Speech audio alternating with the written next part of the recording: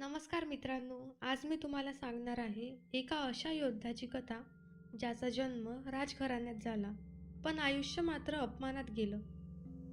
हो, मी कर्ण आहे. लोक मला सूतपुत्र म्हणतात. पण माझ्या नशिबाची सुरुवात सूर्याच्या तेजापासून झाली होती. माझी कथा सुरू होते एका भीतीने ग्रासलेल्या तरुणीपासून. ती म्हणजे कुंती. कुमारावस्थेत असताना तिने मला एका मंत्राने सूर्यदेवाला आवाहन केलं.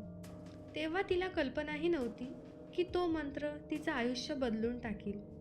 सूर्यदेव प्रसन्न झाले आणि त्या तेजातून माझा जन्म झाला. मी जन्मलो, पण स्वागतासाठी कुणीही नव्हतं, आनंदासाठीही नाही, तर लाज आणि भीतीसाठी. कुंती घाबरली होती. समाज, लोक, अपमान या सगळ्यांपुढे मातेचं हृदय हरलं. तिने मला एका टोपलीत ठेवलं, नदीकाठी नेलं आणि अश्रूंनी भरलेल्या डोळ्यांनी माझा त्याग केला. त्या क्षणी मी राजपुत्र होतो, पण नियतीने मला वारसा हक्क नाकारला होता. नदी वाहत होती आणि माझं नशीबही. त्या प्रवाहातून मला सापडलं एक साधं पण पवित्र मन, अधिरथ आणि त्याची पत्नी राधा. त्यांनी मला पोटचा मानलं, माझं नाव ठेवलं राधेय. त्यांचं प्रेम खरं होतं, पण समाजाचा शिक्कामोर्तब माझ्या कपाळावर लागलं. हा सूतपुत्र आहे. त्या एका शब्दाने माझं आयुष्य ठरवलं. मी वाढत होतो, माझ्या अंगात बळ होतं, डोळ्यात स्वप्न होती.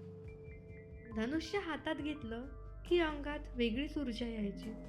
पण जेव्हा गुरु शोधायला गेलो, तेव्हा माझी जात माझ्या आधी पोहोचली. तू योग्य नाहीस हे शब्द माझ्या कानात नव्हे तर मनात घुसले होते. त्या दिवशी मला समजलं, या जगात कर्तृत्वापेक्षा जास्त ओळख महत्त्वाची आहे. मी कोण आहे?